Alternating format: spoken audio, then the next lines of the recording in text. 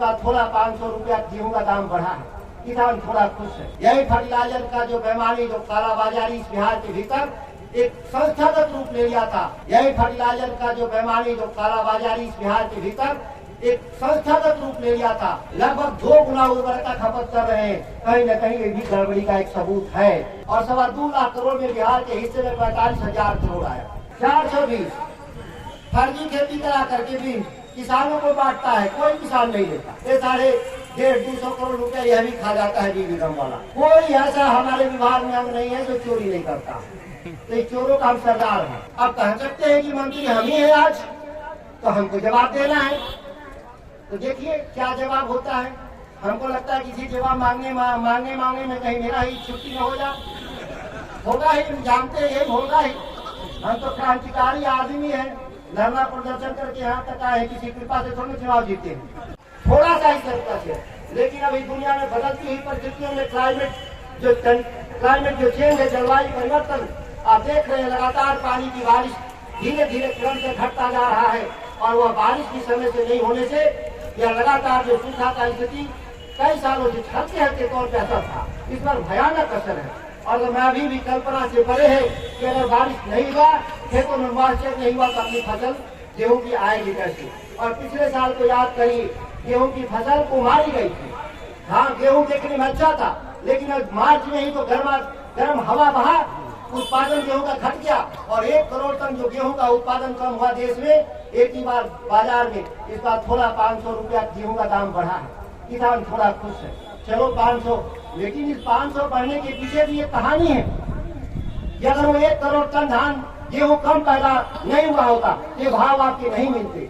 लेकिन उत्पादन एक सवाल अलग है और सस्ता मिलना एक अलग है। खाद्य आपूर्ति विभाग का काम है सस्ता भोजन उपलब्ध कराना गरीबों को, लेकिन कृषि विभाग का काम है कि अनाज का दाम ज्यादा मिलना चाहिए। या दोनों के इंटरेस्ट जो अलग है, इसके अंतर के जो मूल्य है वो भारत सरकार अपनी सब्सिडी के माध्यम से देने का काम करती है।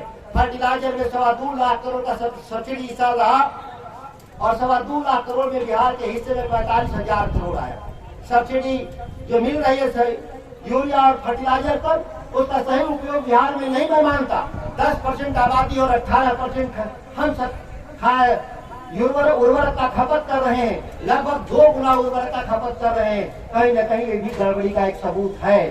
हम जानते हैं कि बिहार के किसान हमारे ऐसे नहीं है कि अपने खेतों को खराब करने के लिए 2 गुना फर्टिलाइजर यूज कर रहे होंगे। पंजाब हरियाणा से अब भी हम कम फर्टिलाइजर जरूर खेतों में डालते हैं, तो फिर फर्टिलाइजर जा कहाँ रहा है। यही फर्टिलाइजर का जो बेईमानी, जो कालाबाजारी इस बिहार के भीतर एक संस्थागत रूप ले लिया था, उसको हम नियंत्रण में लाने का प्रयास जो 20-25 दिनों में किया है, वो अगले 2 से 3 महीनों में मुअक्कल दिखाई देगा। क्योंकि उसमें कई हमारे फैसले कैबिनेट के जरिए फैसले लिए जाएंगे, कई कानूनों को बदलाव लाना होगा, तभी जाकर के हम मुअक्कल हो पाएंगे।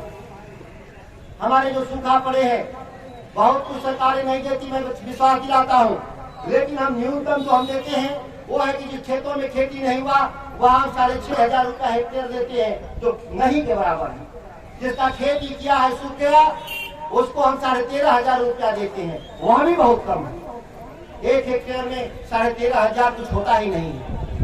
आगे के लिए हम बीज जहाँ भयानक सूखा था उन जिलों में, हमारे यहाँ तो थोड़ी राहत है कैमूर रोहतास में, उस साइड में जो भागलपुर का जो अंगिका बोलने वाले लोग हैं, जो अंग प्रदेश बोलते हैं, उस इलाके में मुंगेर जमुई, वहाँ पे एकदम खेती नहीं है। 10%, 20%, 25%, वह भी बचेगा कि नहीं बचेगा उसकी भी गारंटी नहीं। और हमारा विभाग रोज मौसम विभाग का एक रिपोर्ट देता है, बहुत अच्छी बारिश हो रही है, औरंगाबाद में बहुत अच्छी बारिश हो रही है, गया में बहुत अच्छी बारिश हो रही है, कैमूर से भी अच्छी बारिश हो रही है। रोज ये क्यों आता है?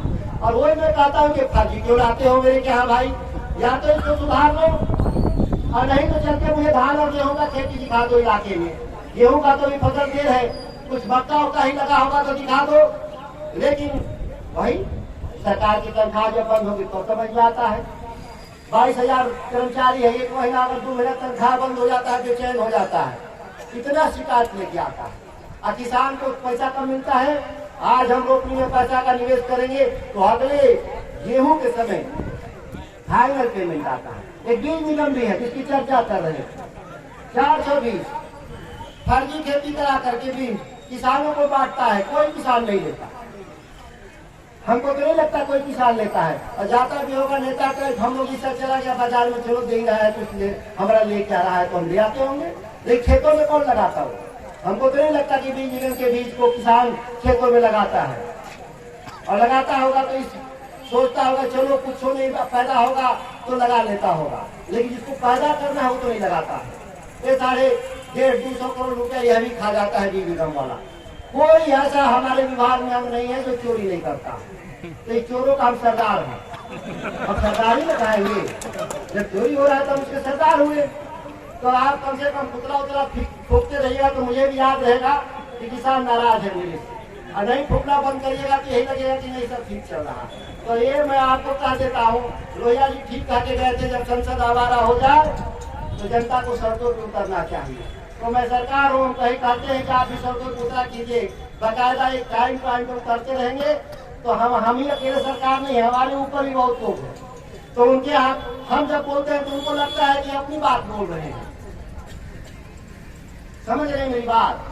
अकेले जब मैं कैबिनेट में बोलता हूँ तो लगता है कि इसका अपना समस्या है।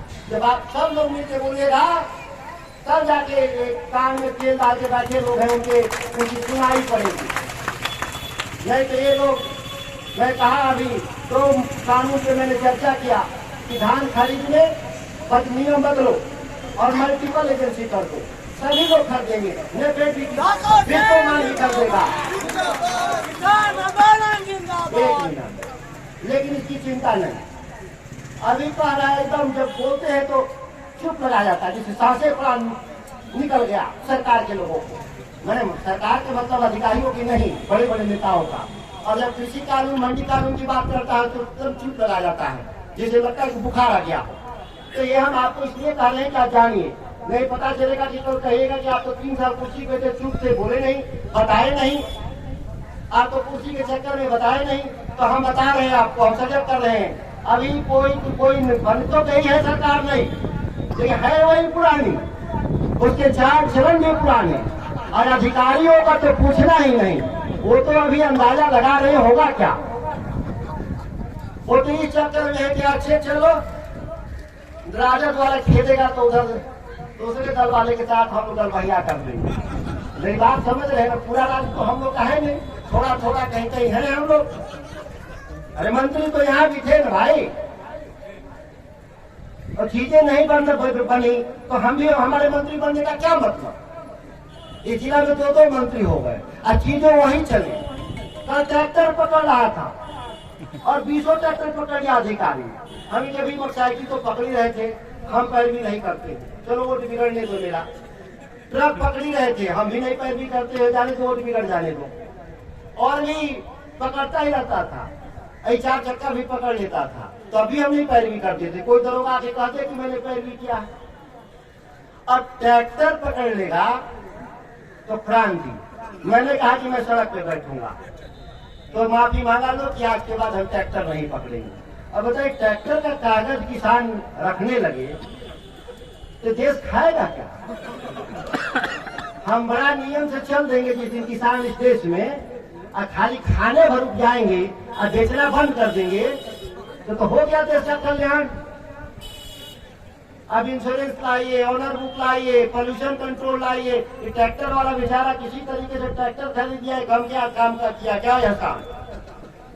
तो हम हटाए हैं, समझाए हैं, लेकिन वो सरकार तो पुरानी है, वही भ्रष्ट अधिकारी है इस जिला के। ताकि खारिज का सवाल हो, कोई सवाल हो, बड़े गर्व से मैं 3-4 बार विधानसभा में बोला क्या कानून तो बनाए हैं, सेवा का कानून कि 60 दिन में दें ताकि खारिज होगा तो तनख्वाह कटेगा। हमें विधानसभा में पूछा किसी का तनख्वाह कटा बिहार में, कोई जवाब नहीं आया। अब कह सकते हैं कि मंत्री हम ही हैं आज, तो हमको जवाब देना है। तो देखिए क्या जवाब होता है। हमको लगता है किसी जवाब मांगने में कहीं मेरा ही छुट्टी न हो जाए। होगा ही, जानते हैं यही होगा ही। हम तो क्रांतिकारी आदमी हैं, धरना प्रदर्शन करके यहाँ तक आए, किसी कृपा से थोड़ी चुनाव जीते हैं। टिकटे भर में मिला था हमको, वोट तो गाया था, वोट तो हम लोगों ने, जनता ने जबरदस्ती पहुंचा दिया विधानसभा। वोट गए, तब 10 में भी चुनाव लड़े थे, जो टिकट मिला था उसमें वोटे गायब हो गया। टिकट इस बार भी टिकट थे तो वोटे गायब हो गया था।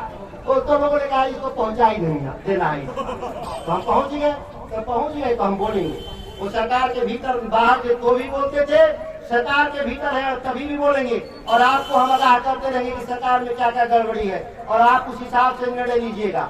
वो बहुत छलावे और धोखे में नहीं रहना है। दिल्ली की सरकार धोखा देगी या राज्य की सरकार धोखा देगी, बदला सबसे समान रूप से लीजिएगा, हमारी गारंटी पे नहीं रहिएगा। हमारे विभाग में जो गड़बड़ी होगा हमको बताइएगा, उसको सुधारेंगे।